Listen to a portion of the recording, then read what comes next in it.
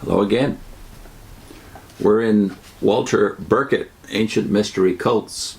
This time talking about the goddess, the great goddess of the ancient world, one of the Egyptian triad, the goddess Isis, was worshipped in, at least the cult claimed, in 1,000 different names all over the planet. That is the Roman Empire at the time. There may be a reference to that in Acts 19 and 20, where we're told about the cult of Artemis in Ephesus, that this goddess was worshipped throughout the world. There was a general consensus that whatever the name, Isis was being worshipped in the goddess form.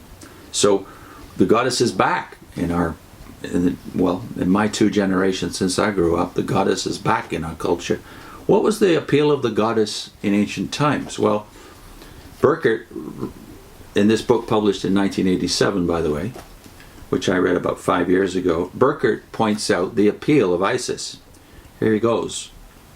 The Egyptian gods, Serapis and Isis in particular, specialize in healing, with considerable success, as the evidence shows. All the world is eager to bestow honors on Isis because she clearly reveals herself in the cures of disease. The Ayatreya, that is the healing fees, must have been a sizable source of income for the sanctuaries. Isis has close ties to Asclepius, who is the healing god of the Greeks and the Romans. At Athens, she has a temple within the sanctuary of Asclepius, and incubation is practiced in the sanctuaries of Isis as well as those of Asclepius. Isis herself is also called Hygeia. That's Hygiea. Hygeia. Health deified, that is. Health deified, among other identities. The poet Tibullus, troubled by illness, hopes that Isis will aid him through his beloved Delia, a devoted worship of Isis. He refers to the numerous painted tablets in the Isis temple that testify to the healing power of the goddess. The favor of Isis and her companion gods pertains to other spheres of life as well, including wealth and money-making. Even the acquisition of wealth is given by Serapis, that is her consort alias Aristides proclaims, and votive inscriptions address Serapis as the savior who gives riches. He may be even given credit for tax reduction.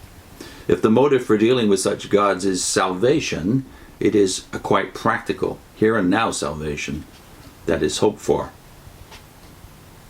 The so-called conversion to Isis does not result in withdrawal from the world and worldly interests.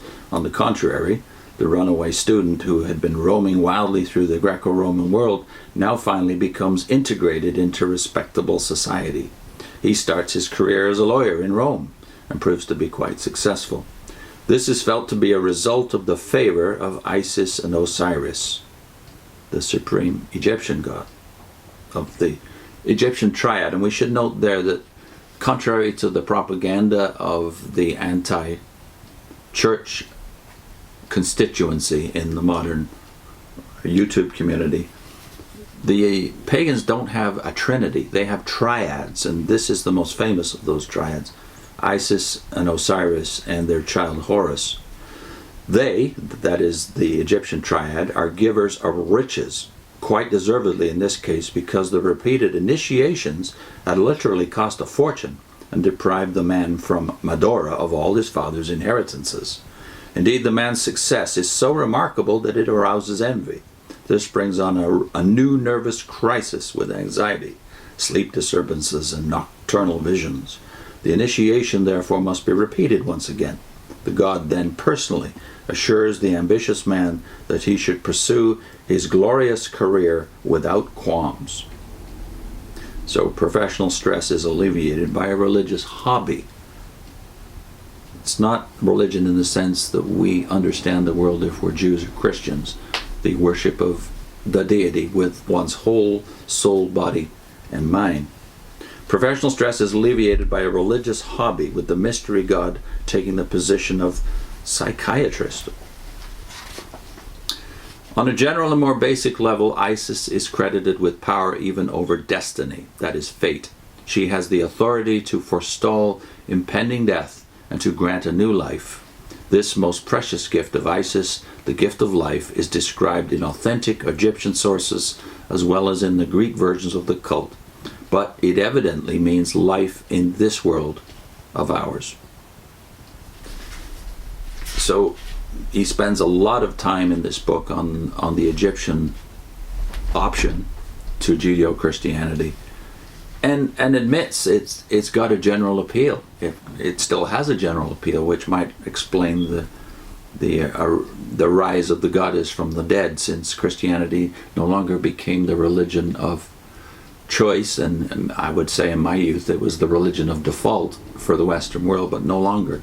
So it shouldn't surprise us that the gods that had such appeal, for the obvious reason that they promise to bless you in this life, those gods are having a resurgence, or would it be more appropriate to say a resurrection? So that only speaks to the poverty of the church in not explaining more clearly to this culture, not declaring more clearly to this culture the difference between the claims of Christ, even the claims of Judaism. That is, we must worship God with our total being. The gods of paganism were gods who you could placate. You could please them enough that they would get away from you, or even bless you, as the case may be. And that was the nature of their appeal. You could find a god in the ancient pantheon, which was not limited to the gods of Egypt. The Roman Empire was a very diverse field of deities, and you could pick one that was suitable to you, your needs and requirements. So this is Walter Burkert's insight, and I really appreciated it. Ancient Mystery Cults, published in 1987.